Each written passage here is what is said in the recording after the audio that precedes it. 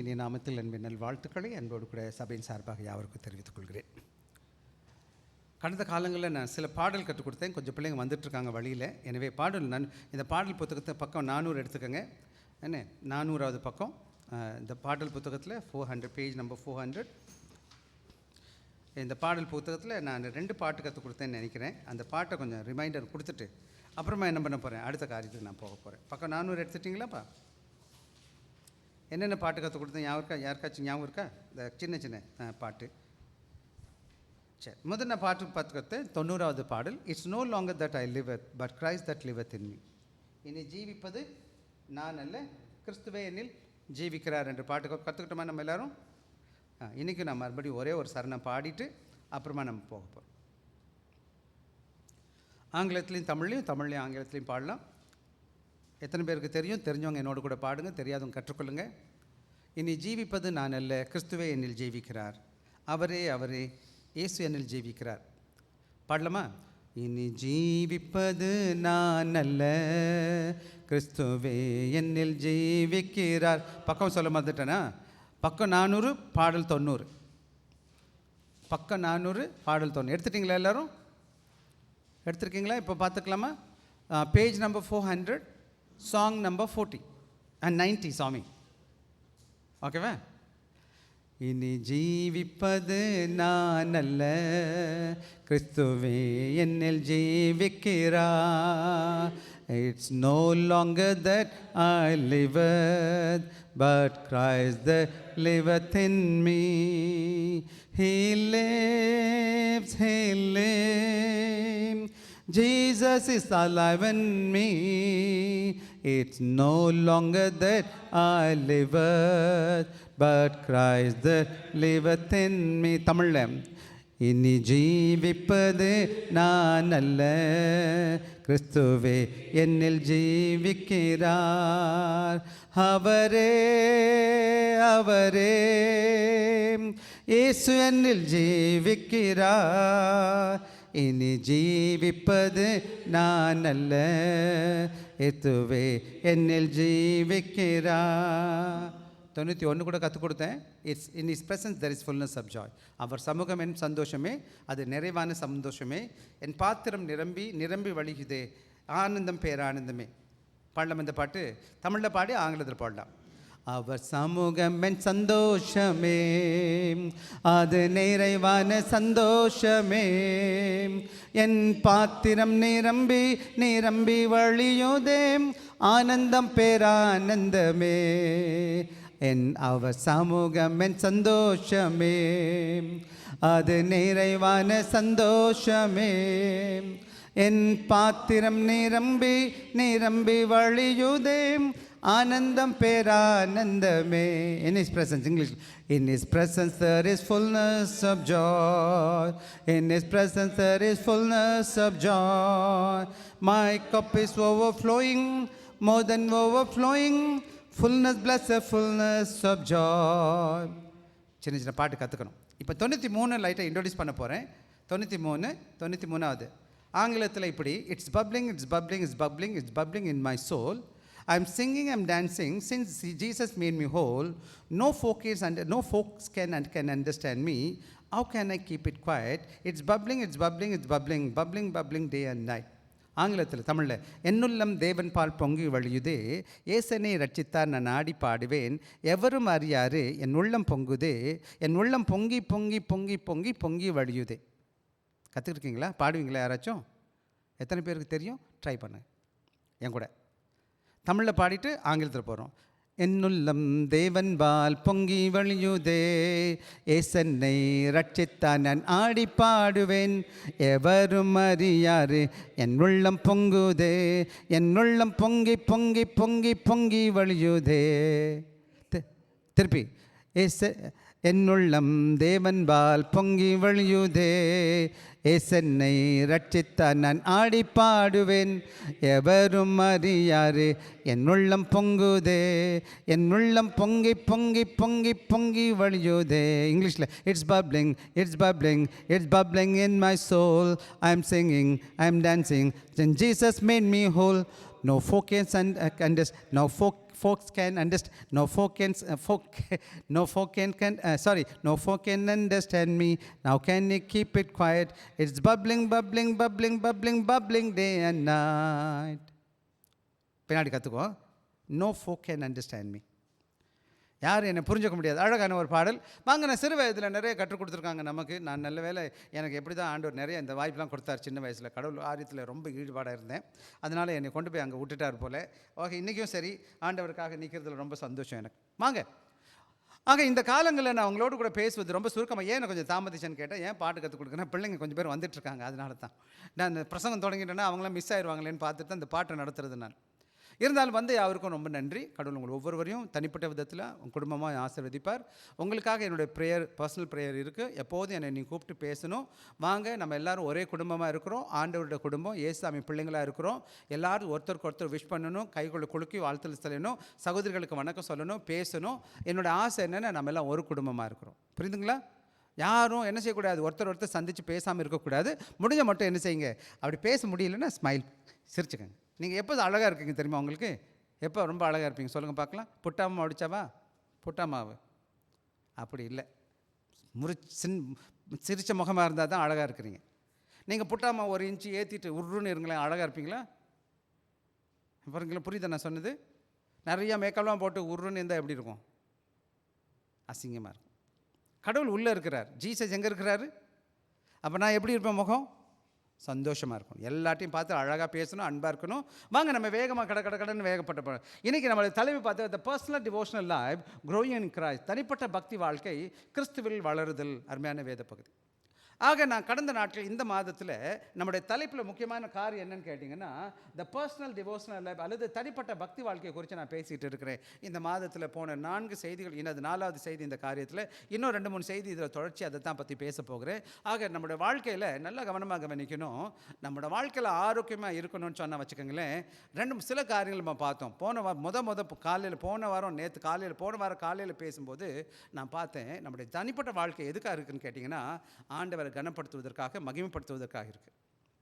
அப்போ தேவனோட ஆராதனை என்னன்னு நான் சொல்லிக் கொடுத்தேன்னு கேட்டிங்கன்னா, ஆராதனை என்பது இந்த திருச்சபைக்கு வருகிறோம், 1.5 மணி நேரம் உட்காருக்கிறோம், பாட்டு பாடுறோம், செய்தி கொடுக்குறாங்க, எல்லாம் கேட்டுட்டு போயிடுறோம்னா அது ஆராதனை முடியுமான்னா வேதம் சொல்லலை அந்த மாதிரி. வேதம் என்ன சொல்லுது? உண்மையான ஆராதனை எங்கே இருக்குதுன்னு கேட்டிங்கன்னா, 24 மணி நேரமும் 7 நாளும் 365 வருஷம் 365 நாளும் என்னோடய வாழ்க்கையில் 60 வருடமோ 70 வருடமோ ஆண்டவருக்காக வாழ்வது தான் உண்மையான ஆராதனை.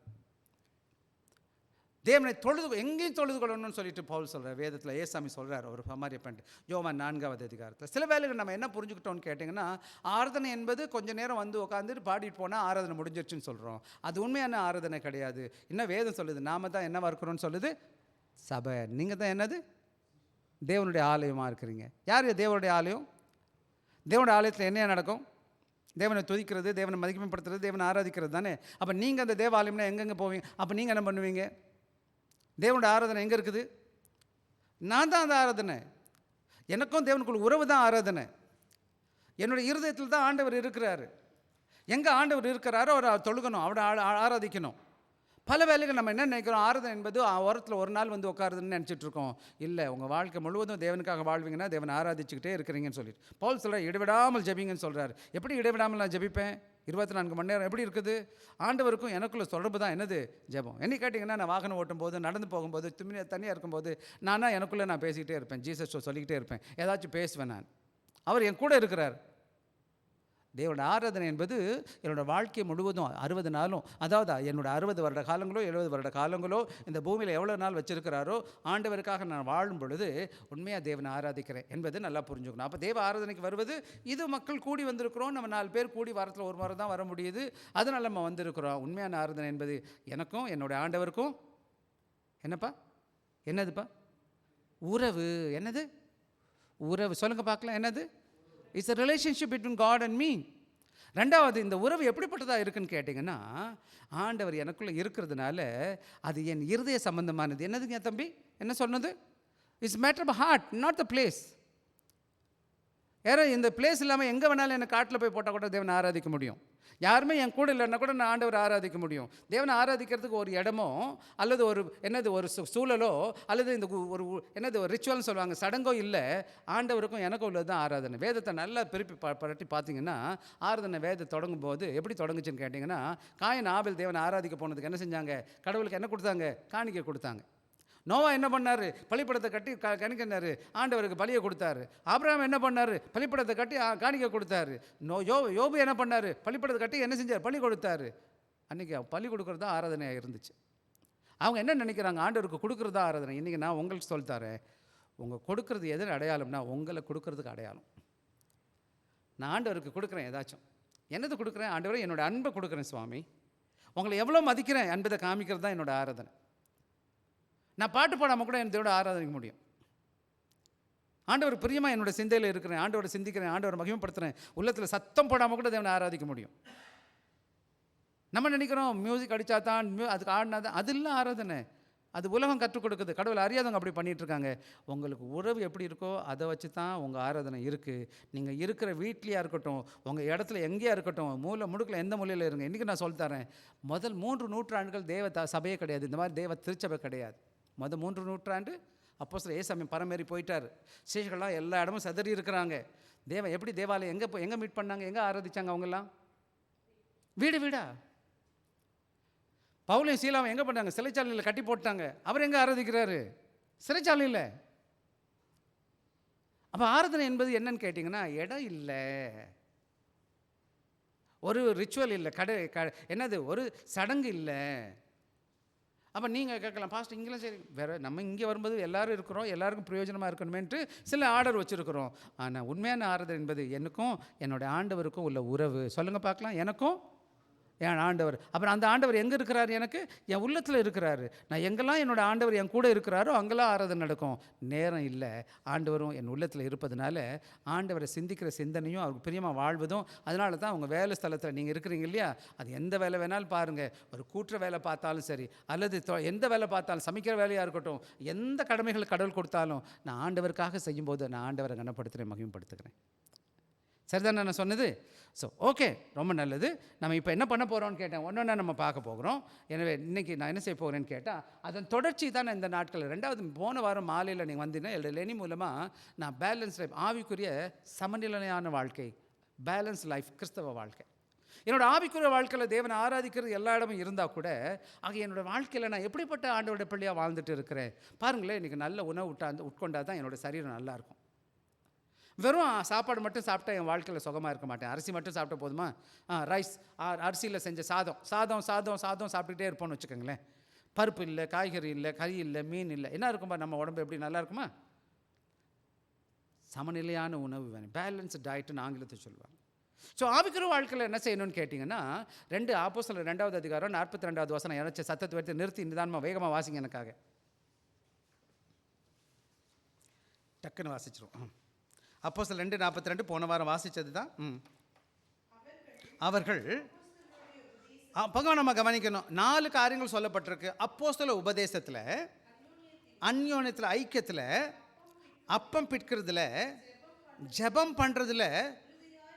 ஆக தெய்வ சபை வளர்வதற்கு முக்கியமான காரணம் என்னன்னு கேட்டிங்கன்னா, அவங்க ஒரே ஒரு காரியம் மாத்திரம் செய்யலை, ஞாயிற்றுக்கிழமை மாத்திரம் வரல. வசனமா 47 கூட வாசிங்கம்மா. அதில் துதித்து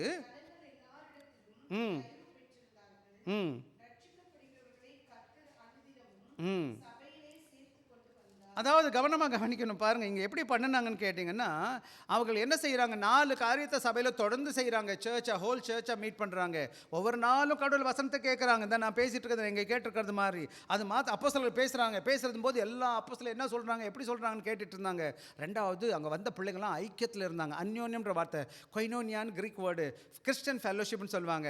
உலக ஃபெலோஷிப் வேறு, கிறிஸ்தவ ஃபெலோஷிப் வேறு. அதான் நீங்கள் கவனமாக கவனிக்கணும். உலகத்தில் வேறு எத்தனையோ காரியங்கள் ஃபெலோஷிப் பண்ணுறாங்க. நம்ம ஃபெலோஷிப் எப்படி இருக்குன்னா, இயேசுவின் பிள்ளைகளாக இருக்கிற நாம் எல்லாம் ஐக்கியப்படுகிறோம். அதில் ஒரே ஒரு நோக்கம்தான் இருக்குது, நானும் சந்திக்கும் போது அந்த ஆண்டவருடைய நாமம் மையப்படுத்தப்படணும். ஊர் கதை, உலக கதை, அவன் கதை, இவன் கதையெல்லாம் பேசக்கூடாது. சேர்ந்துக்கிட்டு எனக்கு ஒரே ஒரு காரியம் தான் பேச வேண்டி இருக்குது, ஆண்டவரை பற்றி. ஆண்டவரோட வசனம் எங்கே சொல்லியிருக்கு? அவரோட வசனத்தை சொல்லியிருக்கு.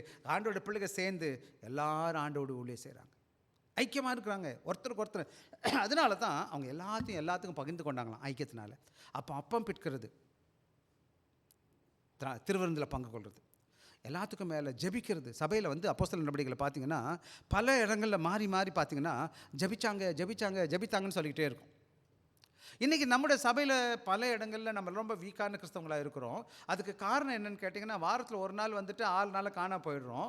மற்ற எல்லா நிகழ்ச்சிகளும் பங்கு கொள்றதுக்கு நேரம் இல்லைன்னு நம்ம நினச்சிட்டு இருக்கிறோம். ஆனால் உங்களை உற்சாகப்படுத்துகிறேன், நீங்கள் நல்லா ஆவிக்குரிய வாழ்க்கையில் காணப்படணும்னு சொன்னால், உங்கள் வாழ்க்கையில் ஆவிக்குரிய நிலையில் பலனுள்ளவங்களாக வாழணும்னு சொன்னால் என்ன பண்ணணும்? நீங்கள் எல்லாத்தையும் செய்யணும். அப்போஸ்தலர் உபதேசத்திலும், அந்யோன்யத்திலும், அப்பம் பிற்கிறதிலும், ஜபத்திலும் உறுதியாக ஸ்டெட்ஃபாஸ்ட் அப்படின்னு சொல்லுவோம் ஒரு வார்த்தை இருக்குது.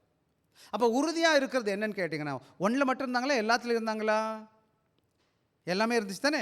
ஒரு நாற்காலிக்கு ஒரு சேருக்கு 4 ஸ்டெப்பு 4 லெக் இருக்க மாதிரி என்னோடய ஆவிக்குரிய வாழ்க்கையில் நான் வளரணும்னு சொன்னால் எனக்கு 4 தூண் இருக்கிற மாதிரி. அப்போ தான் என்னோடய ஆவிக்குரிய வாழ்க்கை ஸ்ட்ராங்காக நிற்கும். ஆனால் பல வேலைகளில் நம்ம என்ன செய்கிறோம்? சண்டையே தத்துக்கான்னு வந்துட்டு உட்காந்துருக்கோம். ஞாயிற்றுக்கிழமை வர்றது கூட ரொம்ப போராட்டம், வருவா வேணாமா. அதுலேருந்தே தெரிஞ்சுக்கிறது உங்கள் வாழ்க்கையில் ஸ்பிரிச்சுவலாக என்ன இருக்கிறீங்க, வீக்காக இருக்கீங்கன்னு அர்த்தம். எப்படி இருக்கீங்கப்பா? சர்ச் உங்களுக்கு விருப்பமான இடமா கஷ்டமான இடமாயா? எத்தனை பேர் சந்தோஷமாக சபைக்கு வர்றீங்க? நீங்கள் உங்களுக்கு சொல்லிங்க, நீங்கள் சந்தோஷமாக இருக்கீங்களா துக்கமாக இருக்கீங்கன்னா அவர் ஒருத்தர் பார்த்துட்ருக்காரு. ஆண்டோடைய சமூகத்துக்கு வர்றதுக்கு எப்படி சந்தோஷமாக இருக்கணும்னு கேட்டிங்கன்னா, நம்மலாம் சில வேலைகளை சிறு வயதில் ஏதாச்சும் எதிர்பார்த்துருப்போம்ல, ஏதாச்சும் கிடைக்குமா அப்படின்னு. கிடைச்ச பிறகு எப்படி சந்தோஷமாக இருக்கும். நான் சின்ன வயசில் சண்டேனா எனக்கு ரொம்ப பிடிக்கும். இப்போவும் சரி, நான் என்னால் சும்மா இருக்க முடியாது ஞாயிற்றுக்கிழமையெல்லாம். நான் ஊழியத்தில் இருக்கிறதுனால மட்டும் இல்லை, ஊழியத்துக்கு வந்தது காரணமே இதுக்கு தான் வந்துட்டேன் போல். ஒவ்வொரு நாளும் அன்றைக்கி கடவுளை அறியாத, அதாவது கவர்மெண்ட்டில் டீச்சராக வேலை பார்த்துட்ருக்கேன், கையில் பைபிளை தூக்கிட்டு ஞாயிறெல்லாம் சுற்றுவேன். அந்த சபை இந்த சபை, அங்கே ஊழியம் இங்கே ஊழியம், உபவாச கூட்டம், ராத்திரியில் பகலெல்லாம் உபவாச கூட்டம், நைட் கூட்டம். அது சில நேரம் தூங்குறதே கிடையாது. நைட்டும் தூங்குறது, சண்டே வந்துடும், சண்டைக்கும் போயிடுவோம். சில நேரம் ஒரு நேரம் வந்து அப்படியே மலை மேலே ஏறி போயிடுவோம், எங்கேயோ உட்காந்து படிச்சுட்டு இருப்போம், ஜெபிச்சிருப்போம், எதையோ பண்ணிக்கிட்டு இருப்போங்க. எனக்கு கடவுள் காரியத்தில் ரொம்ப ஈடுபாடு, ரொம்ப விருப்பம். ஆண்டோட வசனம் கற்றுக்கிறது இன்னும் ரொம்ப பிடிக்கும். இன்றைக்கி ஆண்டோட கிருபை அங்கே உங்கள் முன்னாடி இருக்கிறேன். ஆக என்ன பண்ண போகிறோன்னு கேட்டிங்கன்னா, அதனால தான் இன்றைக்கி நான் என்ன பார்த்தேன், காலையில் நான் என்ன பேசினா, கர்த்தருடைய வார்த்தையால் போஷிக்கப்படுவது. சங்கீதம் 1 கர்த்தருடைய வார்த்தை இரவும் பகலும் தியானமாக இருக்கிற மனுஷன் பாக்கியமான். ஒவ்வொரு நாளும் வசனத்தை உட்கொள்ளணும். ஒரு நாள் மாத்திரம் கிடையாது. வச்சுக்கோங்களேன், நீங்கள் வந்து காலையில் வர்றீங்க, ஒரு நாளுக்கு வர்றீங்க ஞாயிற்றுக்கிழமை, வசனத்தை ஏசாமி வார்த்தையை கேட்குறீங்க, அதுக்கப்புறம் உங்களுக்கு கடவுள் வார்த்தை கேட்கல, எப்படி நல்லா இருக்குமா? ஆவிக்குரிய வாழ்க்கை நல்லா இருப்பீங்களா? உங்கள் வாழ்க்கையில் மாற்றப்பட மாட்டீங்க. நான் காலையில் அந்த செயின்மெண்ட் வந்து மெசேஜ் வந்து ஆன்லைனில் இருக்குது, நீங்கள் கேட்டு பாருங்கள். ஒரு சிலர் நீங்கள் காலையில் ஒரு சில பிள்ளைங்க இருந்தீங்க கேட்டிருப்பீங்க. இன்றைக்கி நான் உங்களோட கூட பேசுகிறது என்னென்னு கேட்டிங்கன்னா, என்னோடய தனிப்பட்ட வாழ்க்கையில் ஆண்டவரோடு கூட என்னோடய பக்தி வாழ்க்கை நல்லா இருக்குன்னு சொன்னால், என்னோடய வாழ்க்கையில் ஒவ்வொரு நாளும் தெய்வ மகிமைக்காக வாழுகிறேன், எல்லா நிகழ்ச்சிகளிலும் நான் பங்கு கொள்கிறேன், வேதத்தை சரியாக உட்கொண்டுக்கிட்டு வந்துட்டு இருக்கிறேன். அப்போ எப்படி இருக்கும் என் வாழ்க்கை சொல்லுங்கள் பார்க்கலாம்? எப்படி இருக்கும்? இது என்ன சொல்லுதுப்பா? வளருமா வளராதா? வளருவீங்களா வளர மாட்டிங்களா? ஒரு சின்ன குழந்தை வர்றான், அவனுக்கு நல்லா புஷ்டியான சாப்பாடு கொடுக்குறாங்க, அம்மா பால் கொடுக்குறாங்க, முட்டை கொடுக்குறாங்க, கறி கொடுக்குறாங்க, மீன் கொடுக்குறாங்க, அவனை நல்லா குழுன்னு வளர்க்குறாங்க. எப்படி இருப்பான் பார்க்குறதுக்கு? வத்தலும் தொத்தலுமா இருப்பானா? அப்போ நம்முடைய வாழ்க்கையில் சில வேலைகளில் ஒல்லியாக இருந்தால் கூட சுல்லா பலன் இருக்கும் அவனுக்கு. அதே போலவே ஆவிக்குரிய வாழ்க்கையில் நான் வளர்ந்துக்கிட்டு இருக்க நல்லா உட்கொள்கிற சாப்பாடை, தொடர்ந்து வசனத்தை கேட்குறேன், கடவுளோட ஊழியத்தில் பங்கு கொள்கிறேன், உண்மையாக ஊழியம் பார்க்குறேன், எல்லாத்தையும் செய்யும்போது என்ன நடக்குதுன்னு கேட்டால், எனக்கு தெரியாமலே எனக்குள்ளே என்ன வருது? கடவுள் என்னை வளர்ந்துக்கிட்டே இருக்கிறார். சில பேர் நறுங்கி போன பிள்ளைங்க இருப்பாங்க, பார்த்துருக்கீங்களா? சில குழந்தைங்க 10 வயசு இருக்கும், 15 வயசு இருக்கும், இம்புட்டூண்டாக இருக்கும், வளர்ந்துருக்காது. அது எப்படிமா இருக்கும்? அந்த அப்பா அம்மாவுக்கு எவ்வளோ சந்தோஷமாக இருக்கும்? நீங்கள் சொல்லுங்கள் கொஞ்சம். சில வேலைகளில் வருவாங்க, என் பிள்ளை ஜெபிக்க பேச மாட்டேங்குது, ஜெபிங்க, என் பிள்ளைக்கு நான் ஜெபிச்சுக்கோங்க. அந்த குழந்தை பிறந்த தேதியிலேருந்து இம்புட்டாண்டே இருக்கும், பேச தெரியாது, நடக்க தெரியாது, வைக்க தெரியாது. பார்த்தா ரொம்ப துக்கமாக இருக்கும் பேரண்ட்ஸ்க்கு. ஒரு ஆவிக்குரிய வாழ்க்கையில் நான் வளரணும். 4 காரியம் வேகமாக நான் சொல்லிடுறேன் பாருங்கள். இந்த வேதத்தில் 4 காரியம் சொல்லுவேன். வாக்கிங் இன் கிரைஸ்ட், நாம் நடக்கணும். வாக்கிங் சொன்னால் என்ன? A life of daily faith. ஒவ்வொரு நாள் விசுவாசத்தோடு நடக்கணும். எவன் அவருக்குள்ள வாழ்க்கையில் வளர்கிறான்னு கேட்டிங்கன்னா, ஆண்டோட வேதத்தை கேட்டு அதன்படி அவன் விசுவாசத்தை நடக்கும் பொழுது பீங் ரூட்டட் இன் கிரைஸ்ட். 2வது என்னன்னு கேட்டிங்கன்னா, ஆண்டவருக்குள்ள ஆழமாக வேர் விட்டுருக்கணும். காலையில் இந்த மரத்தை குறித்து நான் பேசினேன். அந்த முக்கியமான வளர்ச்சிக்கு காரணம் தண்ணிக்கு பக்கத்தில் இருக்கிறது மாத்திரம் கிடையாது, ஆழமாக என்ன விட்டுருக்குது? வேர் விட்டுருக்கிறதுனால. அப்படின்னா என்னது? ஸ்ட்ராங் ஃபவுண்டேஷன் இருக்குன்னு அர்த்தம். Being build up in Christ. அது மாத்திரம் கிடையாது, அவன் கீழே நல்லா வேர் விட்டு இருக்கிறதுனால ஒவ்வொரு நாளும் ஆண்டவருக்கு ஒரு வழிகிறதுனால அவன் மேலே அழகாக வளர்ந்துக்கிட்டே போகிறது. நீங்கள் பில்டிங்லாம் எப்படி இருக்கும், மேலே மேலே கட்டிட்டு போவாங்க தெரியுங்களா, சிங்கப்பூரில் நீங்கள் பார்த்துருப்பீங்க. மேலே அவன் கட்டப்படணும், வளரணும், ஓவர்ஃப்ளோயிங் வித் தேங்க்ஸ் சிலவை. அப்படி இருக்கும்போது அவன் நன்றி உள்ள மகனாக காணப்படுவான். இதுதான் வளர்ந்த கிறிஸ்தவனுக்கு அடையாளம். வளர்ந்த கிறிஸ்தவனுக்கு எப்படி அடையாளம்? சிலர் வளராமல் இருப்பாங்க, எப்போ பார்த்தாலும் குறை பேசிக்கிட்டு அது சரியில்லை, இது சரியில்லை, அப்படி சரியில்லை, இப்படி சரியில்லைன்னு நிறைய கதையாக சொல்லிக்கிட்டு இருப்பாங்க. வாங்க வேகமாக நான் அவங்களோடு கூட போயிடுறேன். அங்கே பார்க்க நேரம் ஓடுது. க்ரோயிங் இன் கிரைஸ்ட், வாங்க இந்த வேத வசனத்தை எனக்காக தமிழில் வாசிப்போம். ஆகையால் நீங்கள் கர்த்தராகிய இயேசு கிறிஸ்துவை கர்த்தராகிய கிறிஸ்து இயேசுவை ஏற்றுக்கொண்டபடியே அவருக்குள் வேர் கொண்டவர்களாகவும் எல்லாரும் வாசிக்க சொன்னேன். நீங்கள் வாசிக்க மாற்ற மாதிரி கேட்குது எனக்கு. திருப்பி நான் தொடங்க போகிறேன், நீங்களாம் வாசிக்கணும். வாசிக்கலாமா? சரி, நான் நிப்பாட்ட போகிறேன், நீங்களாம் வாசிக்க போகிறீங்க. வாங்க, 1 2 3 ஸ்டார்ட். ஆகையால்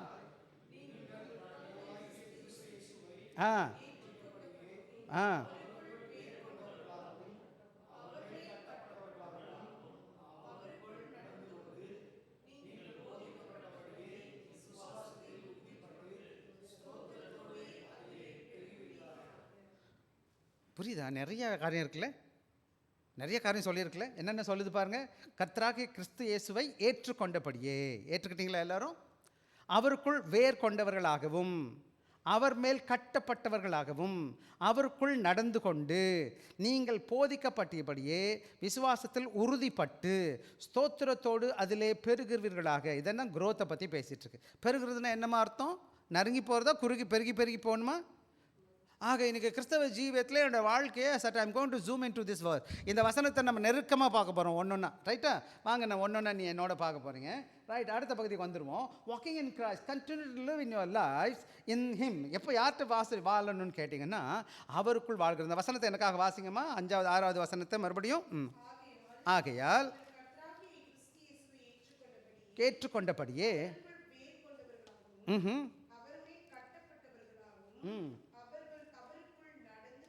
நடந்து கொண்டு. என்ன கொண்டு? அவருக்குள்ளே என்ன பண்ணணும்? நான் நடக்கணும். அவருக்குள் நடக்கணும். எப்படி நடக்கணும்? அவர் இல்லாமல் நடக்கக்கூடாது, அவருக்கு உள்ள நான் நடக்கணும். புரியுதுங்களா? ஆங்கிலத்தில் சொல்கிறார். Paul begins reminding Colossian church that they should be received Christ, they received Christ, they must now walk in him. ஆண்டவராக இயேசு கிறிஸ்துவை ஏற்றுக்கொண்டதுனால ஏசாமி பிள்ளையாக மாத்திரேன். இதுக்கு முன்னாடி ஆண்டவர் அறியாதவனாக வாழ்ந்துருக்கிறேன், கடவுள் பின்னாடி போகலை, பிசாசு பின்னாடி போயிட்டு இருந்தேன், அவன் சொல்கிறதெல்லாம் கேட்டுட்டு இருந்தேன். இன்றைக்கி ஏசாமி பிள்ளையாக நான் வந்துட்டேன், ஏசாமி மாற்றிட்டார், என்னை அவரோட மகனாக மாற்றிட்டாரு. இப்போ யாரு கூட நடக்கணும்? நான் யார் கூட போகணும்? Walk in Christ. யார் இன் ஹிம். யாருக்குள்ளே நடக்கணும்? நான் அவருக்கு உள்ள. என்னம்மா?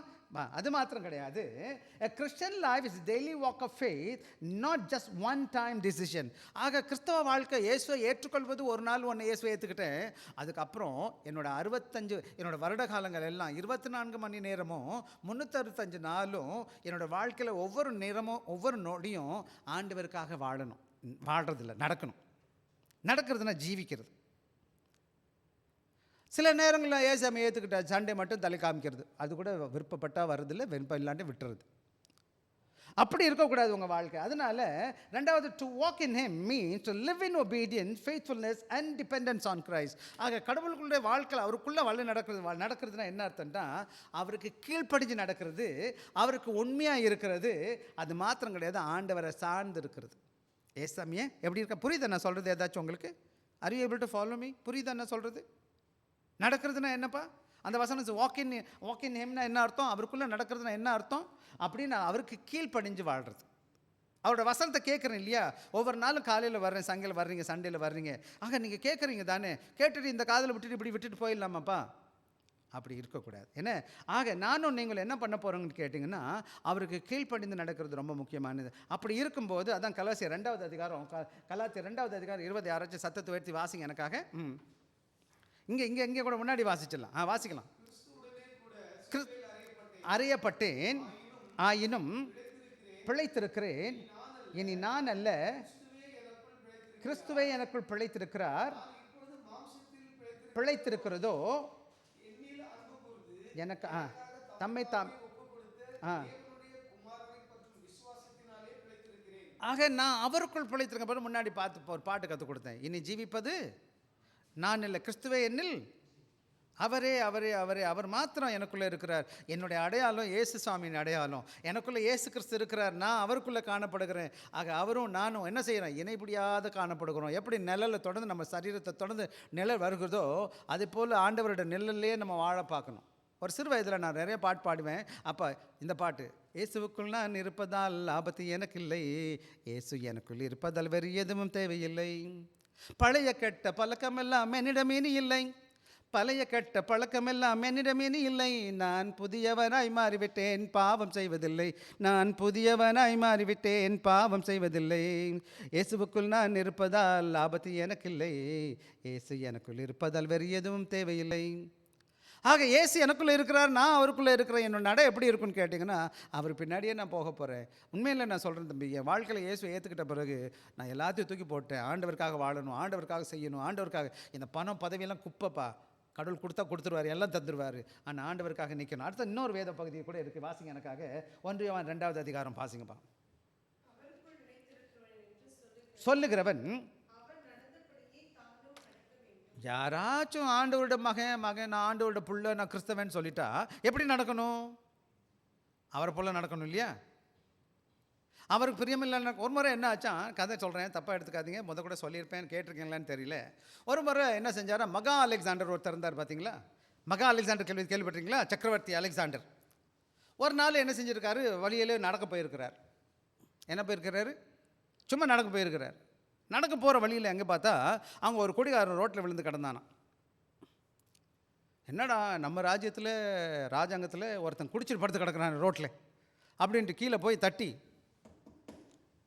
அவனை தட்டி, டேய் உன் பேர் என்னடா அப்படின்னு கேட்டாரான். உடனே அவன் பேர் சொன்னான், அலெக்சாண்டர்னு. இவருக்கு ஷாக் ஆகிடுச்சு. யார் படுத்துருக்கா இப்போது? மகா அலெக்சாண்டர் கேட்குறாரு, குடிகாரர் அலெக்சாண்டர் கீழே படுத்து கிடக்கிறாரு. அப்படியே இந்த அலெக்சாண்டர் சொன்னாரா, அந்த அலெக்சாண்டரை பார்த்துட்டேன். ஒன்றும் உன் பேரை மாற்று, இல்லாட உன் வாழ்க்கையை நடைய மாற்று. இன்றைக்கி நம்மளால் நிறையா பேர் கிறிஸ்தவன் கிறிஸ்தவன் கிறிஸ்தவன் மடிய மாறல அடிச்சுக்கிறேன், நான் கிறிஸ்தவன் நான் கிறிஸ்தவன். என்னடா பண்ணுற? எப்படா இருக்கிற? எப்படி இருக்கிற? இன்றைக்கி நிறைய பேர் துப்புறான் நம்மளை பார்த்து, சில வேலை கிறிஸ்தவனை பார்த்து. ஏன்னா பேர் கிறிஸ்தவன், பைபிளை தூக்கிட்டு சர்ச்சுக்கு போகிறான்றான். சில பேர் பேரை வச்சுக்கிட்டு தண்ணி அடிச்சு சுற்றுறான் ரோட்டில்.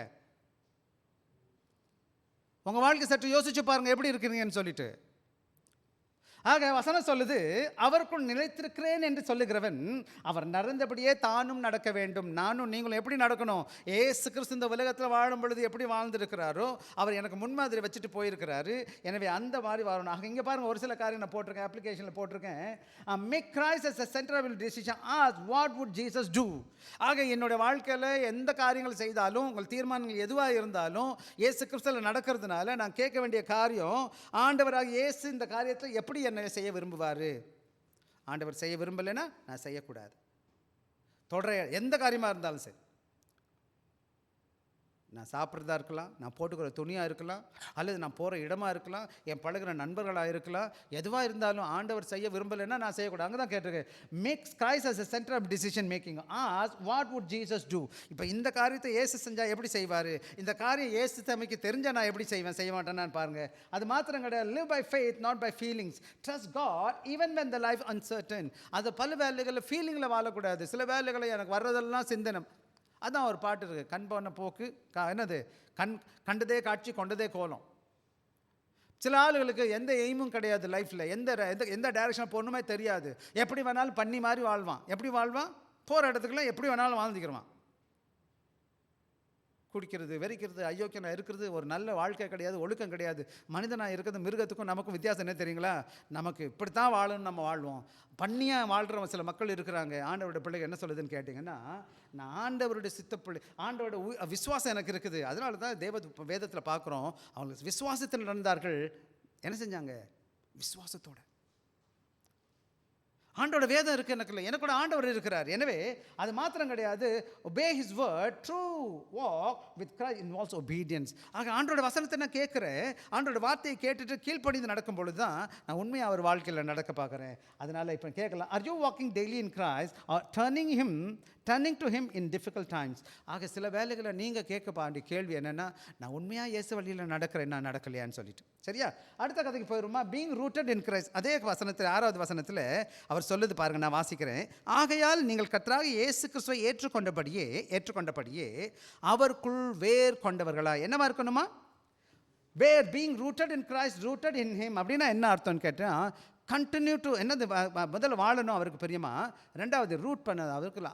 ரூட்னா என்னமா? வேர் விடுறதுனா என்னமா அர்த்தம்? எல்லாருக்கும் தெரியுமா? வேர் விடுறதுனா சொங்க பார்க்கலாம், இங்கே சொல்லுங்கள். வேர் விடுறதுனா என்னமா அர்த்தம்? வேர் வெளியில் இருக்குமா, உள்ளே இருக்குமா? எத்தனை பேர் பார்க்க முடியும்? யாருக்கு தான் தெரியும்?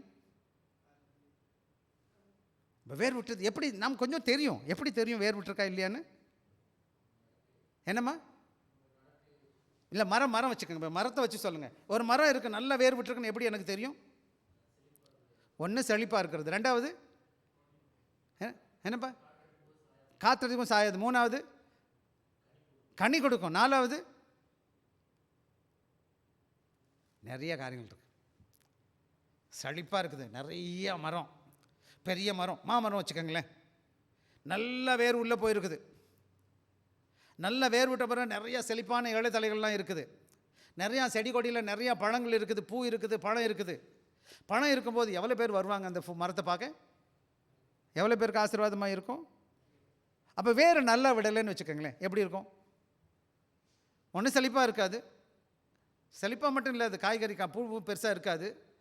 நிறைய பேருக்கு ஆசீர்வாதமாக இருக்க மாட்டேன். வேர் கொண்ட கிறிஸ்தவ வாழ்க்கை என்னன்னு சொன்னால் பாருங்கள், நான் வாசிக்கிறேன். The word rooted refers a tree with a deep roots that anchor is firmly on the ground, is in the ground. எந்தது வேர் விட்டு இருக்குதோ அந்த மரம் எப்படி பிடிச்சிருக்குது? அந்த மரத்தை டைட்டாக பிடிச்சிருக்கிறதுனால, நிறைய ஆழமான வேர் போட்டிருக்கிறதுனால அது எப்படி இருக்குது? உறுதியாக இருக்குது. அது மாத்திரம் கிடையாது. Just as a tree cannot grow without deep root, Christian cannot grow spiritually without strong foundation in Christ. ஆக வேதத்தை நல்லா கவனமாக கவனிக்கணும்.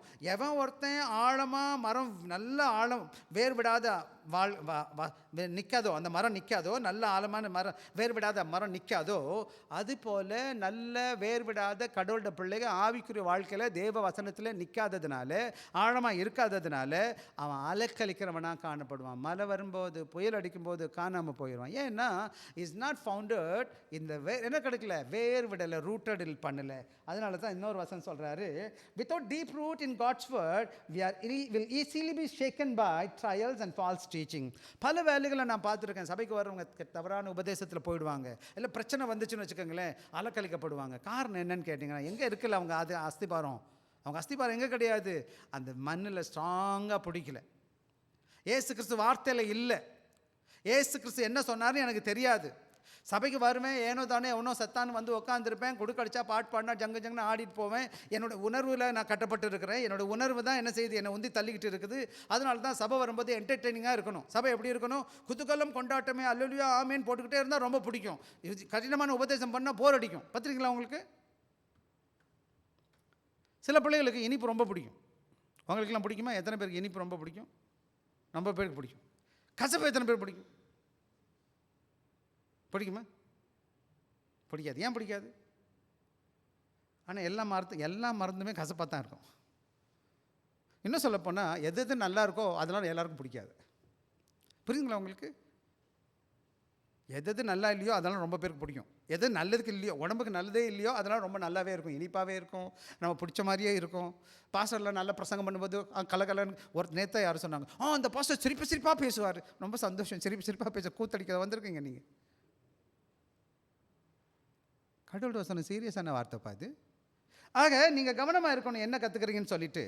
ஆக நானும் நீங்களும் கவனமாக இருக்கணும். சில வசனங்களை வாசிச்சிருவோம். சங்கீதம் 1 இன்றைக்கி காலையில் வாசித்த வேத பகுதி 1வது அதிகாரம் 2வது வசனம் 3வது வசனம் வாசிங்க. மேலே உள்ளது, கர்த்தருடைய வேதத்தில் பிரியமாக இருந்து தியானமாக இருக்கிற மனுஷன் பாக்கியவான். யாரையா பாக்கியவான்? அவன் செய்வதெல்லாம் அவன் நீர்க்கால்கள் ஓரமாய், வாசிங்கப்பா,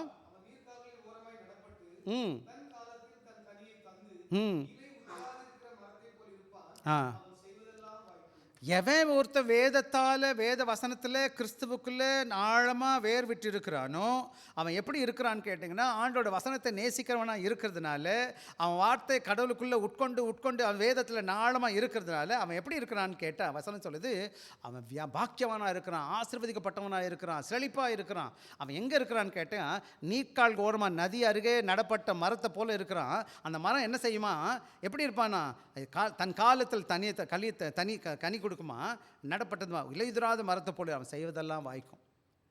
நிறைய நேரம் இல்லை, காலையில் இதை பற்றி கொஞ்சம் பேசியிருக்கேன், காலையில் கேளுங்க. இன்னொரு வேத பகுதி சொல்லு, மற்ற 7வது அதிகாரம் 24, 25 என்ன சொல்லுதுன்னு வாசிப்போமா? வாசிங்கம்மா. கேட்டு செய்கிற ஒப்பிடுவேன், சொரிந்து வந்து அடித்து மோதியும் விழவில்லை, ஏனென்றால் ஆமாப்பா. இதுக்கெல்லாம் ஒரு பாட்டு இருக்கு. இந்த பாட்டு கேட்டிருக்கீங்களா? தெரியுமா தெரியாதா? கற்பாறையின் மேல் கட்டினவன் புத்தி உள்ளவன், கற்பாறையின் மேல் கட்டினவன் புத்தி உள்ளவன், கற்பாறையின் மேல் கட்டினவன் புத்தி உள்ளவன். பெருமழை பெய்ந்தது, பெருமழை பெய்ந்து நீர் உயர்ந்தது, பெருமழை பெய்ந்து நீர் உயர்ந்தது. இந்த பாட்டு அப்புறம் பின்னாடி கற்றுக்குவோம். அதே மாதிரி மணலின் மேல் கட்டினவன் புத்தியற்றவன். அதே பெருமழை வளர்ந்துச்சு, ஒரு வீடு நின்றுச்சு, ஒரு வீடு அழிஞ்சு போச்சு. ஏன்னு கேட்டிங்கன்னா, ஒருத்தன் குதூகலம் கொண்டாட்டம், மியூசிக்கு, டாமா டப்பா டுப்புன்னு அடிச்சுக்கிட்டு கிடந்தான். பிரச்சனை வந்துச்சு, தாங்க முடியல. இன்னொருத்தன் வசனத்தில் நிற்கிறான், அவனுக்கு காற்று வருது, மயில் அடிக்குது, ஆனால் ஆண்டவருக்குள்ளே இருக்கிறான். அவனுக்கு இதெல்லாம் வரும்னு அவனுக்கு நல்லா தெரியும். வரும்போது ஆண்டோட வசனத்தில் என்ன எதிர்க்கிறான், அஸ்திபாரமாக இருக்கிறான். என்ன நிற்குதுன்னு கேட்டிங்கன்னா, வந்துச்சு, மழை வந்துச்சு. அழகாக சொல்லுது பாருங்க, பெருமழை சொரிந்து பெருமள்ளம் வந்து காற்று அடித்து வீட்டில் மோதி. 4 பிரச்சனை வருது, மாற்றி மாற்றி வருது. ஒன்று மழை பெய்யுது, ரெண்டாவது வெள்ளம் வருது, காற்று மோதுது, அப்புறம் வீடு வீட்டில் புழுகுது. எல்லாம் ஒரு சில வீடு திடீர்னு காணா போயிடுச்சு. சில வீடு பார்த்துருக்கீங்கன்னா இந்தியாலாம் டபக்குன்னு போயிடும், ஒரு சில வீடு போகாது. சிங்கப்பூரில் பார்த்தீங்கன்னா, சிங்கப்பூரில் நீங்களாம் சில கட்டட கையில் இருக்கிறீங்க, தம்பிக்கிட்ட பேசும்போது ரொம்ப ஆழமாக போட்டிருப்பாங்க வேர். அஸ்திபாரம் ஸ்ட்ராங், அஸ்திபாரத்தை பார்க்க மாட்டோம். ஆனால் அஸ்திபாரம் சரியாக இல்லைன்னா வீடு நிற்காது. இன்றைக்கி உங்கள் வாழ்க்கை, என்னோட வாழ்க்கை, கிறிஸ்தவ ஜீவியம் ஆண்டவருக்குள்ளே எவ்வளோ அழகாக அவ்வளோ ஆழமாக போட்டிருக்கீங்க பாருங்கள். ஆக ஒரு சில காரியங்கள் வேகமாக சொல்லிடுறேன். Deepen your knowledge of God's word, regular Bible study strengthen your roots. ஆக ராத்திரி பகலுமா வேதத்தை வாசிக்க வாசிக்க வாசிக்க. எனக்கு பாருங்களேன், எனக்கு ரொம்ப மன கஷ்டம் என்னென்னு கேட்டிங்கன்னா, நான் இங்கே உட்காந்து படிச்சுட்டு ஓரளவுக்கு வேதத்தை கற்றுக் கொடுக்க ஆசையோடு நான் இருக்கிறேன். ஆனால் யாருமே வரமாட்டாங்க. பொதுவாக யாரும் பாஸ்டர் இதை கற்றுக் கொடுங்கன்னு என் பின்னாடி எனக்கு தொல்லை பண்ணணும்னு எதிர்பார்ப்பேன். எனக்கு விருப்பப்படுறேன், வாங்க கற்றுத்தரேன். இப்போ நான் என்ன நினச்சிட்டேன்னா, சரி விடு, மக்கள் அப்படி தான் இருப்பாங்க போல. எப்படி ஐயா, நான் உண்மை சொல்கிறேன். நான் இவ்வளோ வருட காலம் 30 வருடம் மினிஸ்ட்ரியில் இருக்கேன். 30 இயர்ஸ் 40 இயர்ஸ் 45 வருஷம் ஆச்சு. சிஸ்டமேட்டிக்காக வேதத்தை படிக்கக்கூடிய வாய்ப்பு ஆண்டவர் கொடுத்தார். இந்த கடந்த 20 வருஷ காலங்க இந்த சபையை நான் போதிச்சுட்ருக்கேன். காலையிலும் சாயங்காலம் மாற்றி மாற்றி பேசிகிட்டு இருக்கேன். என்ன கேட்டிங்கன்னா, எனக்கு சரியாக பைபிள் தெரியாது, எனக்கு தெரியாது அவ்வளோவா. நான் கற்றுக்கிட்டே இருக்கேன். ஒவ்வொரு நாளும் புதுசாக இருக்குது. இப்போ தான் நான் கற்றுக்கிட்ட காரியம் என்னன்னு கேட்டால், இப்போ தான் எனக்கு ஒன்றும் தெரியலன்னே தெரியுது. அப்போ நான் நினைக்கிறேன், நமக்கே ஒன்றும் தெரியல, இவங்களுக்கு எப்படி தெரியும்? ஆண்டவர்கிட்ட உங்களுக்கு சொல்கிறேன், இது பெரும் கடல். இதை கற்றுக்கிறதுக்கு உங்கள் வாழ்க்கையெல்லாம் உட்காந்து எனக்கு இனிமேல் 100 வருடம் ஆண்டவர் கொடுத்தாருந்தா கூட, ஒவ்வொரு நாளும் ராத்திரி பகலும் இது வாசிச்சுக்கிட்டே இருப்பேன்னா கூட இந்த வேதம் முடியவே முடியாது. ஆக இந்த வேதத்தில் நீங்கள் காணப்படும் பொழுது என்ன நினைக்குன்னா, நீங்கள் பலப்பட்ட வாழ்க்கை வாழ்வீங்க. அது மாத்திரம் கிடையாது, stay firm in faith even in trials, strong root prevent falling away. பல வேலைகளில் நீங்கள் ஆழமாக வேதத்தில் வசனத்தில் இருப்பீங்கன்னா, அப்போ என்ன ஆகும்னு கேட்டால், பிரச்சனை வரும்போது, கஷ்டம் வரும்போது, சோதனை வரும்போது என்ன செய்யுது, நீங்கள் விசுவாசத்தை விட்டு விலகி போயிட மாட்டீங்க. எஸ்பெஷலி எனக்கு ரொம்ப வருத்தம், எனக்கு பயம் என்னென்னா, எங்கள் வாலிப பிள்ளைகளை குறித்து தான் எனக்கு ரொம்ப பாரம். கொஞ்சம் மூத்தவங்களுக்கு ஏதோ ஒரு பக்குவம் இருக்குது, வந்துட்டாங்க, இதுவரை தாண்டிக்கிட்டு போயிட்டாங்க. ஆனால் மூத்தவங்களும் விழுந்திருக்காங்க, நான் பார்த்துருக்குறேன். ஆனால் நீங்கள் வசனத்தில் வளர்க்க பாருங்கள்.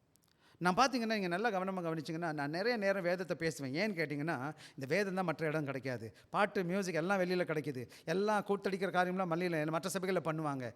இந்த சபையில் நான் விரும்புகிறது என்ன தெரியுமா? நான் இங்கே இல்லைன்னா கூட என் சகோதரனோ என் சகோதரியோ யாருமே விசுவாசத்தை விட்டு விலகி போயிடக்கூடாது. இந்த வேதம் இங்கே தான் கற்றுக் கொடுக்க முடியும். இந்த நேரம் மட்டும்தான் எனக்கு இருக்குது. இப்போ நான் சொல்லி கொடுத்துடணும்.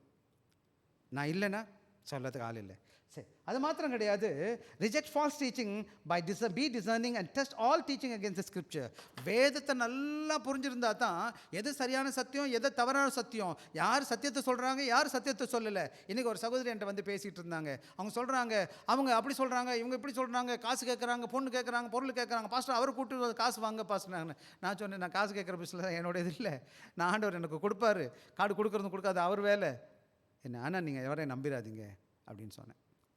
இன்றைக்கி நீங்கள் நம்ப வேண்டியது என்ன? வேதத்தை நம்புங்க. வேதத்தை வச்சு சரியாக தவறான்னு பார்க்க பாருங்கள். அவர் சொல்கிறது சரியா? இப்போ நான் பேசுகிறது கூட இந்த வேதத்தை நான் பேசும்போது உங்கள் கையில் பைபிள் இருக்கணும், அதை திருப்பி திருப்பி வாசிக்கணும். பிரதர் ஜோசப்பும் ஜோயனாவும் நிறைய பைபிள் கொடுத்துருக்குறாங்க. அங்கே பாருங்கள், பின்னாடி நிறைய பைபிள், இன்னும் கொஞ்சம் பைபிள் வீட்டில் வச்சுருக்கிறேன். எல்லாத்தையும் நான் உங்களுக்கு தர்றேன், நீங்கள் நல்லா படிங்க, மற்றவங்களுக்கு போய் கொடுங்க. வசனத்தை கடவுள் எனக்கு எது கொடுத்துருக்காரு பார்த்தீங்கன்னா? மற்ற மார்க்கங்களில் அவங்க கையில் பைபிள் கொடுக்க முடியல. நம்மளாம் கடவுளை அறியாத பின்னணியில் வந்திருக்கிறேன். எனக்கெல்லாம் எப்போவுமே ஒரு மார்க் ஒன்றுமே கற்றுக் கொடுக்கல அவங்க எங்கேயுமே. ஆனால் இன்றைக்கி கையில் பைபிள் கொடுத்து ராத்திரி பகலும் படிக்க எனக்கு கடவுள் கிருபை கொடுத்துருக்கிறார். ஆக இங்கே வாங்க, அதான் என்ன செய்யணும், நானும் நீங்களும் ராத்திரி பகலும் படிக்கணும். ஆக சில அப்ளிகேஷன் பார்த்துருவோம். அது மாதிரி are deeply rooted in Christ. Are you deeply rooted in Christ? Are do storm in life easily shake your faith? பல வேலைகளை நீங்கள் யோசித்து பார்க்கணும். சோதனை வரும்போது, மனபாரம் வரும்போது, போராட்டம் வரும்போது உங்கள் விசுவாச வாழ்க்கை எந்த அளவுக்கு நல்லா இருக்குது?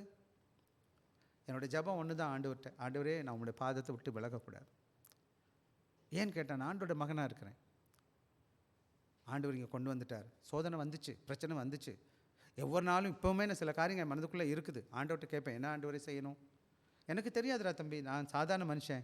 ஆக இன்னொரு முக்கியமான காரியம் என்னன்னு கேட்டால், அப்புறம் அதே வேத பகுதியின் 6வது வசனத்தில், வேர் கொண்டவர்களாயும் அவர் மேல் கட்டப்பட்டவர்களாகவும் என்ன பண்ணணுமா? நீங்கள் வாசுங்க, 6வது வசனம் மறுபடியும் வாசிக்கிறேன். ஆகையால் நீங்கள் கர்த்தராகிய கிறிஸ்து இயேசுவை ஏற்றுக்கொண்டபடியே அவருக்குள் வேர் கொண்டவர்களாயும் அவர் மேல் கட்டப்பட்டவர்களாக. எப்படிப்பா இருக்கணும்? நான் கட்டப்படணும். அப்படின்னா என்னன்னு கேட்டிங்கன்னா, அதான் சொல்லியிருக்கேன், build up in him, strengthened in the faith. அப்படின்னா என்னது? அவர் மேலே நான் கட்டப்படணும், கிறிஸ்துவுக்குள்ளே கட்டப்படணும். நம்ம எல்லாம் ஆண்டவர் எப்படி பண்ணுறாருன்னா, நானும் ஒரு செங்கல்கள், நீங்களும் ஒரு செங்கல், அவரோட மாளிகையாக கட்டப்பட்டுட்டு வந்திருக்கோன்னு வேதம் சொல்லுது. God is building you. என்ன செய்யுது? ஒரு நியூ மேன்ஷன் கட்டிகிட்டு இருக்கார், நம்மளை வச்சு தேவராஜ்யத்தை கட்டிகிட்டு இருக்கிறார். நான் அதுக்குள்ளே வளர்றவன் காணுவேன். The tree with strong roots must grow upward. என்ன செய்யணுமா? என்ன சொல்லியிருப்பாங்க? எது ஒரு நல்ல ஆழமாக, அதாவது வேர் விட்டு இருக்குதோ, அந்த மரம் எப்படி வளருமா? மேலே வளருமா, கீழே வளரும், சைடில் என்ன செய்யும்? அது மேல் நோக்கி வளர ஆரம்பிக்கும். அதுபோல் நம்முடைய கிறிஸ்தவ வாழ்க்கை எப்படிமா இருக்கும்? எப்படிப்பா இருக்கும்? வளரணும். அப்புறம் பாருங்கள், அந்த phrase the built up gives us image the house under construction. Spiritual growth is continuous process. அதே போல் கட்டப்படுதுன்னா, ஒரு வீடு கட்டிகிட்டு இருக்காங்கன்னு வச்சுங்களேன், ஒவ்வொரு லேயராக ஒவ்வொன்றா ஏறி வரும். பார்த்துருக்கீங்களா? வீடை பார்த்துருக்கீங்களா? அதே போல் என்னோடய வாழ்க்கையில் என்ன செஞ்சுருக்கணும்? நான் மாறி மேலே கட்டிக்கிட்டே வரணும். முதல்ல என்ன செஞ்சுருப்பேன்? 5 வருஷத்துக்கு முன்னாடி கீழே இருந்திருப்பேன். 10 வருஷத்துக்கு வருஷம் என்ன செஞ்சுருக்கணும்? மேலே போகணும். வர மாமியா கழுதை போலான கழுதை தெரிஞ்சு கட்டரும்பா போச்சா மாதிரி வரும்போது ஜிங்குன்னு ஆடுவார், வந்து அங்கே ஓடுவார், இங்கே ஓடுவார், கொஞ்ச நேரம் கழிச்சு காணா போயிடுவார். பார்த்துருக்கீங்களா? இப்படி ஒரு விசுவாச பிள்ளைகளை பார்த்துருக்கீங்களா? ஒரு சிலர் இப்படி 10, 30, 60, 100ன்னு அப்படி போவார். ஒருத்தர் இப்படி வருவார், 100, 60, 30, 10, 0ன்னு காணப்படுவார். நீங்கள் எங்கே இருக்கீங்க பாருங்களேன். ஆக இட்ஸ் அ கண்டினியூஸ் ப்ராசஸ். தொடர்ந்து நீங்கள் வளரணும். அது மாத்திரம் growth requires nourishment, teaching, spiritual and spiritual discipline. ஆக ஒரு நல்ல உணர்வு திடகாத்திரமாக நான் காணப்படணும்னா எனக்கு தொடர்ந்து கர்த்தரோட வார்த்தை கேட்டுக்கிட்டே இருக்கணும். எப்படி உணவு வேணுமோ எனக்கு சாப்பாடுக்கு, என்னோட ஆவிக்கிற உணவுக்கு வசனத்தை கேட்டுக்கிட்டே இருக்கணும். ஆரோக்கியமான சாப்பாடு கேட்கணும். நல்ல ஆரோக்கியம். கதையாக பேசக்கூடாது. அந்த கதை, இந்த கதை, அவன் கதை, அந்த மாதிரி இல்லை. வேதம் சொல்கிறத அப்படியே சொல்லிக் கொடுக்குறது. அதுதான் கலங்கம் இல்லாத ஞானப்பால், கலப்படம் இல்லாத பால். ஆண்டோட வசனத்தை வசனமாக சொல்லிக் கொடுக்குறது. 2வது, சில வேலைகள் தவறு செய்யும்போது ஆவிக்குரிய டிசிப்ளின். சில வேலைகள் எங்கள் மாதிரி ஆட்களோட வேலை என்னன்னு கேட்டிங்கன்னா, தட்டி கொடுத்து கொண்டு போகிறது மட்டும் கிடையாது. சில வேலை கண்டிப்பாகவும் இருக்க வேண்டியிருக்கு. சில வேலை சொல்லிக் கொடுக்க வேண்டியது. சிலர் பிடிக்க மாட்டேங்குது, என்ன பண்ணுறதுன்னு தெரில. இப்போ சமீபத்தில் தான் நான் கற்றுக்கிட்டேன், என்ன பண்ணுறது ஆண்டவரே உங்களுடைய சித்தம் சுவாமின்னு சொல்லிட்டு. ஆக என்னோடய வாழ்க்கையில் நான் என்ன செய்யணும்? வசனம் சொல்லுது, வாசிங்க. எனக்கு எபேசியர் 4வது அதிகாரம் 5:15 வசனம். வேகமாக முடிய போகுது டைம். வாசிங்கம்மா. அன்புடன் சத்தியத்தை கைக்கொண்டு எல்லாவற்றிலையும் கிறிஸ்துவ எல்லாவற்றிலும் நான் வளருகிறபடியாக இருக்க வேண்டும். வளர்றது கிறிஸ்தவ வாழ்க்கை வளரணும். Are you growing in Christ my friend? அதே போல் எபிரேயர் 6வது அதிகாரம் 1வது வசனத்துலேருந்து 2வது வசனம் வரை வாசிச்சிங்கன்னா, வாசிங்கப்பா யாராச்சும். ஆகையால் கிறிஸ்துவை பற்றி வாசிக்கலாம்.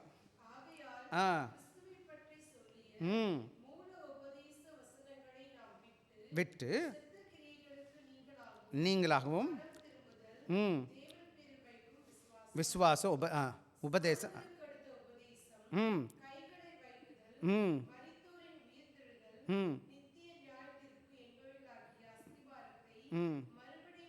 போடாமல் முழுமையான காரியத்தில் பழைய காரியத்துக்கே போயிட்டு இருக்கக்கூடாது. பழைய மாதிரி நாய் என்ன செய்யும்னா கக்கனதே திரும்புகிற மாதிரி என் வாழ்க்கையில் பின்னாடி நோக்கி போகாதபடி நான் மேல் நோக்கி போகிறவனாய் காணப்பட வேண்டும். அதை தான் இங்கே சொல்லும்போது சொல்கிறார். அப்ளிகேஷனில் என்ன சொல்கிறாருன்னு கேட்டால், stay connected to the Bible teaching church. எந்த சபை ஆரோக்கியமான வேதத்தை கற்றுக் கொடுக்குதோ பி தேர். சில சபைகளுக்கு எங்கே விரும்புகிறோன்னா, எனக்கு மற்ற விதமான பாடல் ஆடல் குதிக்கிறது சபைக்கு போனீங்கன்னா அங்கே இசைக்கருவி இருக்குது, ஆடல் பாடல் இருக்குது, குதூகலம் கொண்டாட்டம் இருக்குது. ஆனால் சத்தியத்தை போதிக்காத சபையை போனீங்கன்னா ஆவிக்கிற வாழ்க்கையில் வளருவீங்களா வளர மாட்டீங்களா? கட்டப்படுவீங்களா கட்டப்பட மாட்டீங்களா? ஏன்னா முதல் 20 வருட காலங்கள் நான் என்ன செஞ்சேன்னா வித்தியாசமான சபைகளுக்கு போயிருக்கிறேன். அப்போது எனக்கு நான் வளரவே இல்லை, வசனமே எனக்கு தெரியல, என்னடா பண்ணுறது எனக்கு தெரியல. 20 வருஷம் கிறிஸ்தவனாக இருந்துட்டேன், ஊழியம் கூட பார்க்குறேன், எல்லோரும் என்னை ஊழியக்காரங்க தான் கூப்பிடுவாங்க. ஆனால் எனக்கு பைபிளே தெரியாது, மற்ற எல்லாம் தெரியும். 1000 பேர் வச்சு தான் கூட்டம் நடத்தியிருக்கிறேன். அப்படி நடத்திட்டு எனக்கு பைபிள் தெரியல. அப்புறம் தான் பைபிள் காலேஜுக்கு என்ன செஞ்சேன், நான் பைபிள் காலேஜில் போய் பைபிள் படிக்க போகிறேன்ட்டு பைபிளை தூக்கிட்டு வந்துட்டேன். நான் பாட்டுக்கு படிக்கிறதுக்கு வேலையை விட்டுட்டு. ஏன்னா வேதம் யாரும் கற்றுக் கொடுக்கல, மற்றதெல்லாம் கற்றுக் கொடுத்தாங்க. இந்த சபையுடைய அஸ்திபாரமே வேதத்தை கற்றுக் கொடுக்குறது. அதனால தான் நீங்கள் நல்லா கவனமாக கவனிச்சிங்கன்னா நிறைய காரியங்களுக்கு நம்ம முக்கியத்துவம் கொடுக்காம வேதத்துக்கு அதிக நேரம் கொடுக்குறோம். காரணம் என்னென்னா, இந்த வேதம் தான் உங்களுக்கு கடவுள் கற்றுக் கொடுக்க சொன்னார். என்னை அவர் வார்த்தை தானே சொல்லிக் கொடுக்கணும். எப்படி வளருவீங்க இந்த மாதிரி? வேதத்தை போதிக்கிற திருச்சபைக்கு முடியும். இந்த சிங்கப்பூரை விட்டுட்டு எங்கே போனாலும் சரி, யார்கிட்ட போனாலும் சரி, எனக்கு தெரியாது எல்லோரும் என் கூட இருப்பீங்களா, நான் இங்கே இருப்பேன் எனக்கு தெரியாது. என்ன வச்சவர்க்க இப்போ வேத சத்தியம் போதிக்கப்படும். நீங்கள் எங்கே போனாலும் சரி. இங்கேருந்து நிறைய பிள்ளைங்க வெளியே போயிருக்காங்க, சொல்லுவாங்க, பாஸ்டர் மற்ற சர்ச்செலாம் உங்களை மாதிரி போதிக்கிறது இல்லை. அது மாத்திரம் கிடையாது, இன்னொரு முக்கியமான develop spiritual discipline. Pray, read scripture, fast and worship regularly. Pray பண்ணுங்க, ரீட் பண்ணுங்க, ஸ்கிரிப்சர் வேதத்தை வாசிங்க, ஃபாஸ்டிங் போடுங்க. நான் பெருமைக்காக சொல்லக்கூடாது, நம்ம என்ன செய்யணும், வாரத்தில் ஒரு முறையாச்சும் ஒரு நாளாச்சும் உபவாசிங்க. தேவ ஆராதனைக்கு வாரம் வாரம் வர பாருங்க, ஆசீர்வாதமாக நீங்கள் இருப்பீங்க. Serve and disciple others. Spiritual maturity comes from putting faith into action. அப்படின்னா என்ன அர்த்தம்னா, நான் எனக்கு மட்டும் கேட்கக்கூடாது, எனக்கு கெட்ட இந்த நான் கெட்ட ஆசீர்வாதத்தை இந்த உலகத்தில் எல்லாரும் பகிர்ந்து கொடுக்கணும். யாராச்சும் ஒருத்தனையோ 2 பேரையோ என்ன செய்யணும், நான் ஆவிக்குரிய வாழ்க்கையில் வழி நடத்துவதற்கு நான் முயற்சி செய்யணும். அதுதான் சின்ன வயசில் ரட்சிக்கப்பட்ட நாட்களையும் சரி ஓடி எங்கேயாச்சும் ஏதாச்சும் பண்ணிக்கிட்டு இருப்போம். ஊழியம் பண்ணுறது ரொம்ப பிடிச்ச காரியமாக இருந்துச்சு. எனவே தான் இன்றைக்கி நீங்கள் கேட்க வேண்டிய கேள்வி, are you actually growing in Christ, are you staying stagnant in your faith? ஆக இன்றைக்கி நீங்கள் வளர்றீங்களா இல்லை ஸ்டாக்னன்னா புரியுமா? ஸ்டாக்னன்னா அப்படியே தேங்கின நிலை. சிலர் பின்னோக்கி போகிறாங்க, சிலர் வளர்கிறாங்க, சிலர் அங்கனே நிற்கிறாங்க. ஒரு வசனம் சொல்லுது வெளிப்படுத்தலை, நீங்கள் எப்படி இருக்கீங்க, குளிரும் கிடையாது அனலும் இல்லை, எப்படி இருக்கீங்க, வெதுப்பாக இருக்கிறீங்க. நான் என்ன பண்ணிடுவேன், உங்களை எச்சி துப்பி போட்டுருவேன், வாந்தி போட்டுருவேன். இன்றைக்கி நம்முடைய வாழ்க்கை கோல்டுன்னு சொல்லுவாங்க, வெது வார்ம். எப்படி இருக்குது? No spiritual fire. எனக்கு ஆசை நம்முடைய சபையில் எல்லோரும் ஃபயராக இருக்கணும், எல்லோரும் ஊழியம் பார்க்கணும், எல்லோரும் ஆண்டவரோட வேலையை செய்யணும். வேதத்தை போதிச்சுட்டு இருக்கிறோம், கேட்குறது அப்படியே விட்டுட்டு போகக்கூடாது. எனவே கடவுள் உங்களுக்கு ஒவ்வொருக்கும் கிருபை தருவார். வாங்க கடைசியில் முடிச்சிடுவோம் டக்குன்னு. ஓஃப்ல அடுத்த அந்த அதே தொடர்ச்சி வாசிங்கப்பா. அவருக்குள் நடந்து கொண்டபடி நீங்கள் போதிக்கப்படி விசுவாசத்தில் உறுதிப்பட்டு ஸ்தோத்திரத்தோடைய பெருகிற ஓவர்ஃப்ளோ பண்ணணும். என்ன செய்யணும்? The healthy tree bears fruit, mature Christian overflow with gratitude. ஆக எந்த ஒரு நல்ல ஆழமான மரம் கட்டப்பட்டு வருதோ அது நிறைய கனி கொடுக்கும். அதே போல் நல்ல கடவுளோட பிள்ளை நன்றியுள்ள இருதயத்தோடு தான் காணப்பட்டு, சில வேலைகளை பார்த்தீங்கன்னா சில பிள்ளைங்க எப்போ பார்த்தாலும் எனக்கு அது பத்தலை இது பத்தலை, அப்பா சரியில்லை அம்மா சரியில்லை அவங்க சரியில்லை இவங்க சரியில்லை, எவ்வளோ தான் செஞ்சாலும் என்ன செஞ்சுருவாங்க, அப்படியே குறை பேசிகிட்டே இருப்பாங்க. மக்கள்கிட்ட பேசிட்டு போகணும். ஆண்டவர் அவங்க நல்ல செஞ்சாரா குறை செஞ்சாரா, என்ன கொடுக்கல உங்களுக்கு? நீ மற்றவனை கம்பேர் பண்ணிக்கிட்டே இருக்கிறீங்க. நீங்கள் எப்போதும் மற்றவனை கம்பேர் பண்ணக்கூடாது. பொருளாதார ஆசீர்வாதத்தில் உங்களை தான் நீங்கள் பார்க்கணும். போன வருஷம் நான் எப்படி இருந்தேன், இந்த வருஷம் எப்படி இருக்கிறேன். உங்கள் ஆவிக்குரிய வாழ்க்கை நீங்களே உங்களை பாருங்கள். போன வருடம் இவ்வளோ வாரம் உண்மையாக வந்தேன், இந்த வருஷம் நான் எப்படி வந்துட்டு இருக்கிறேன், ஆண்டுக்கு ஒரு உண்மையாக வருவேன், வளர்ந்துருக்கிறேன்னா, ஏதாச்சும் நான் செஞ்சுருக்கிறேன்னா, நீங்கள் கேட்டு பாருங்கள். நீங்களே உங்களை நீங்கள் கேட்டு பாருங்கள் எந்த அளவுக்கு ஆண்டவர் பிரியமாக வாழ்கிறீங்கன்னு சொல்லிட்டு. அது மாத்திரம் கிடையாது. Faith, the true faith mark by joy, thankfulness and not complaining and negativity. சில வேலைகள் உண்மையான விசுவாசம் என்னன்னு கேட்டிங்கன்னா, என்ன நடக்குதுன்னு கேட்டிங்கன்னா, ஃபெய்த் உண்மையான விசுவாசத்தில் நீங்கள் என்ன பண்ணுறீங்கன்னு கேட்டிங்கன்னா, உங்களுக்கு சந்தோஷம் இருக்கும்,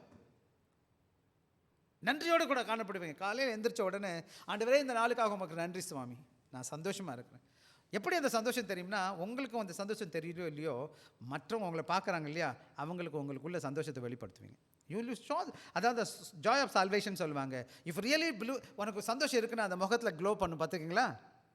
முகத்தில் பார்த்துருக்கீங்களா? சிலர் பார்க்க ஏழைகளாக இருப்பாங்க, சிலருக்கு படிச்சிருக்கவே மாட்டாங்க, இது சில வேலை ஒன்றுமே இல்லை அவங்க வீட்டில் இருக்கும். ஆனால் வெளியில் பார்க்கும்போது ரொம்ப அந்த தேவ கலைன்னு சொல்லுவாங்க, கலையாக இருக்கிறாங்கன்னு சொல்லுவாங்க, கிருபையோடு கூட. இத்தனைக்கும் நான் நிறைய பேர் பார்த்துருக்கேன், ஒரு துளி நகை கூட போத்திருக்க மாட்டாங்க, ஒன்றுமே இல்லை, பட் வெரி பியூட்டிஃபுல்லாக இருப்பாங்க. ஏன்னா யார் இருக்காங்க? ஏசாமி இருக்கார். ஏசாமி உள்ளே இருக்கிறதுனால அவங்க தேவனுக்கு நன்றி சொல்லுவாங்க. தோத்திரம் ஐயா, நன்றி ஐயா, தேங்க்யூ ஐயா, நான் எல்லாம் நல்லா இருக்குங்கய்யா, சந்தோஷமாக இருக்குங்கய்யா. கடவுள் உங்களை பார்த்துட்ருக்காரு. அது மாத்திரம் கிடையாது. Gratitude keeps a humble, focus on God's goodness. பல வேளைகளில் இந்த நன்றி உள்ள இருதயம் என்ன செய்யணும்னா, ஏன்னா எவ்வளோ தான் எனக்கு பொன் பொருள் கிடச்சிருந்தாலும் நான் எங்கேயும் இப்போ என்ன செய்ய மாட்டேன், தன்னை காமிச்சிக்க மாட்டேன். சில வேளைகள் விவரம் தெரியாதவங்க என்ன செய்வாங்க தெரியுமா, ஏன்ட்டு அப்படியாகும் இப்படியாகுன்னு பெருமை பேசிகிட்டு இருப்பாங்க. கொடுத்ததெல்லாம் அவர் கொடுத்தாரு, கொடுத்ததெல்லாம் மேலேருந்து வந்துச்சு, இருக்குது கொஞ்ச நாளைக்கு.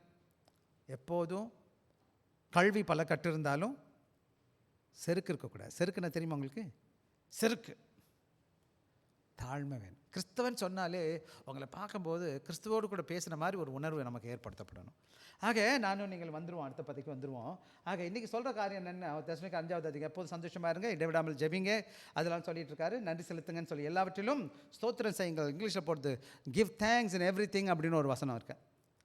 அதே போல் நம்ம இன்னொரு பிலிப்பியர் 4வது அதிகாரத்தில் சொல்லியிருக்குது, நீங்கள் ஒன்றுக்கும் கவலைப்படாமல் எல்லாவற்றையும் குறித்து உங்கள் விண்ணப்பங்களை ஸ்தோத்திரத்தோடு கூட ஜெபத்தினால் வேண்டுதனாலும் அவருக்கு தெரியப்படுத்துங்கள், அப்பொழுது எல்லா புத்திக்கும் மேலான தேவ சமாதானம் உங்களை இருதயங்களையும் சிந்தைகளையும் காத்துக்கொள்ளும்னு சொல்லிட்டு. என்ன நேராக அதனால் வேகமாக வாசித்துறேன். ஆக என்ன செய்யலாம் அப்படின்னு கேட்டிங்கன்னா, ஒவ்வொரு நாளும் காலையில் எந்திரிச்சு நன்றியோடு கூட தேங்க்யூ ஜீசஸ், தேங்க்யூ ஜீசஸ். சபையில் வந்தோடனே நான் ப்ரே பண்ணும்போது, ஐயா நல்ல மாய்களுக்கு தேங்க்யூ சொல்லுன்னு சொன்னேன். கடவுளுக்கு நன்றி செலுத்துறது ஒரு பெரிய வாய்ப்பு. நன்றி மறப்பது நன்றென்று, நன்றல்லது அன்றே மறப்பது நன்று. நன்றி நிறைய செஞ்சுருக்காரா, ஒரு சின்ன பேனா வாங்கணும், சின்ன பென்சில் வாங்கணும், ஒரு சின்ன உதவி செஞ்சார், தேங்க்யூ பிரதர்னு சொல்கிறோம். உயிரை கொடுத்துருக்காரு, ஜீவனை கொடுத்துருக்காரு, சுகத்தை கொடுத்தாரு, எல்லாம் செஞ்சுருக்கிறார். எவ்வளோ நான் நன்றி செலுத்தணும் அன்பான பிள்ளைகளே. ஆக பாருங்கள், ஃபைன் ஜாய் இன் ட்ரையல்ஸ். சில வேலைகள் சோதனைகள் வரும்போது கூட ஆண்டவர் சந்தோஷம் நமக்கு கிருபை தருவார். அது மாத்திரம் எப்போதும் நம்முடைய நன்றி தேவ ஆராதனைக்கு வருகிறோம், சேவை செய்கிறதுல என்ன செய்யணும், express thankfulness in worship and service, show appreciation. ஆண்டவருக்கு தேங்க்யூ சொல்லுங்கள். எவ்வளோ அழகான சபை, அழகான ஏர் கண்டிஷன், லைட் இருக்குது, ஒன்று சாப்பாடு கீழே இருக்குது, எல்லாம் சிங்கப்பூரில் வச்சுருக்கிறார். சிங்கப்பூரில் என்ன குறைச்சல் எனக்கு கடவுள் வச்சுருக்கிறார், பெரிய ஆசீர்வாதம். எனவே நானும் நீங்கள் என்ன செய்யணும்னு கேட்டால், are you thankful Christian? Are focus on on what you lakh.